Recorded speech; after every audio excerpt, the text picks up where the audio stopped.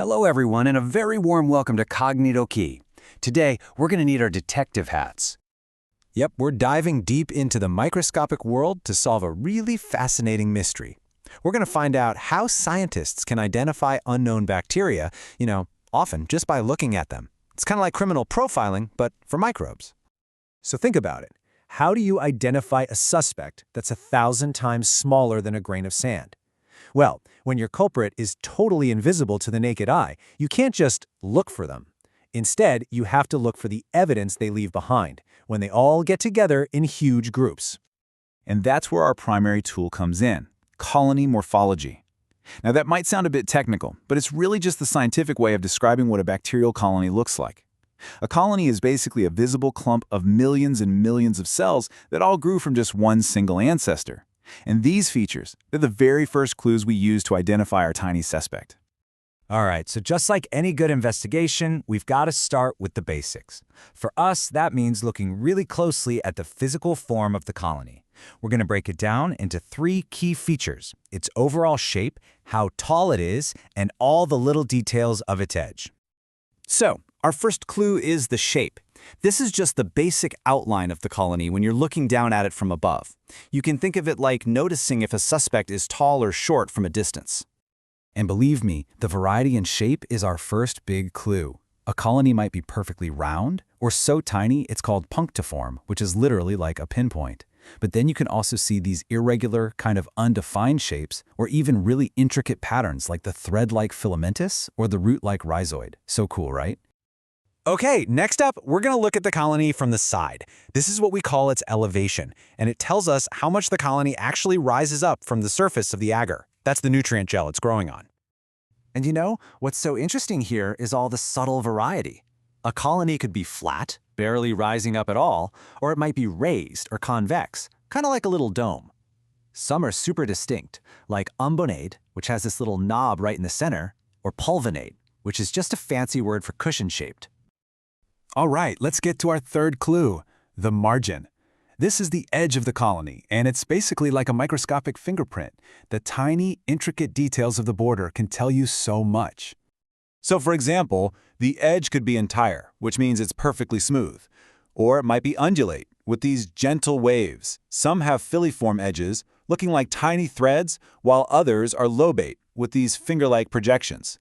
And then you have a rose, which looks all jagged. The key thing to remember is that these tiny, fine details really matter.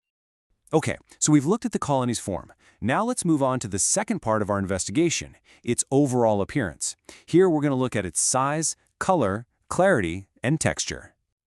Now you might think size is just a small detail, right? But in microbiology, it's actually a huge clue. The diameter of a colony is a standard piece of evidence that gets recorded in every single case file. And the size is classified into these really simple categories, from those tiny punctiform colonies we mentioned, less than half a millimeter, all the way up to small, medium, and large. It's just another simple but really effective way to start narrowing down our list of suspects. Okay, this next clue is often the most striking one. Some bacteria are like natural artists, They produce these vibrant pigments that give their colonies a really distinct color, and this can be an immediate giveaway. And this table illustrates the point perfectly. For example, if you see a colony with a greenish pigment, a top suspect is Pseudomonas aeruginosa. A bright red colony? That often points to Serratia marcescens. And the bacterium that causes tuberculosis, M. tuberculosis, it typically produces these buff-colored colonies. You see? The color is like a signature calling card.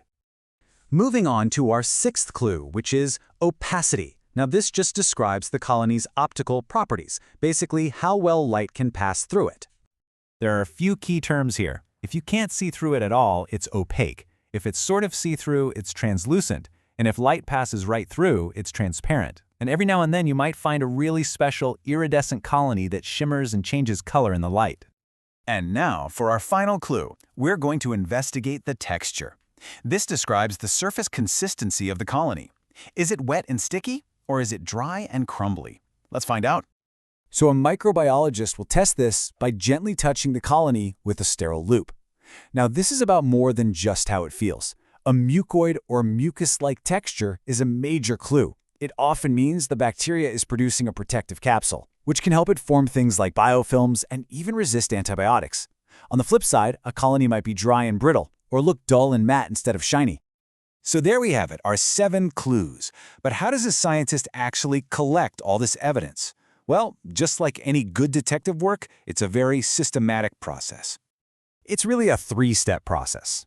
First, the culture is incubated, usually overnight, to give the bacteria time to grow into visible colonies. Second, the scientist will find and mark some isolated colonies for individual study. And finally, each of those marked colonies is observed, and all 7 characteristics are systematically written down. Okay, so we've gathered all the evidence and we've profiled our suspect. But why does all of this matter so much? Where does it all lead? You know, this quote really says it all. Recognizing these colony characteristics is the first step of the identification process. It's not the final answer, of course, but it is always the critical first step. It allows a scientist to make a really good, educated guess, a presumptive identification, and then decide which biochemical tests they need to run next to confirm it. So in the end, you can think of each of these 7 characteristics as a letter in a kind of microbial alphabet. By learning how to read them all together, scientists can understand the story that each colony is telling and ultimately identify the tiny organism that wrote it. It really makes you wonder, doesn't it? This invisible world is literally everywhere. On our skin, in the soil, in the air we breathe. Each microbe has its own unique identity, its own story, just waiting for a detective to come along and read the clues. Thank you so much for joining our investigation here on Kognito Key. If you enjoyed cracking this case with us, please subscribe to help us solve the next one. And of course, don't forget to like and share this explainer with any other curious minds you know. We'll see you next time.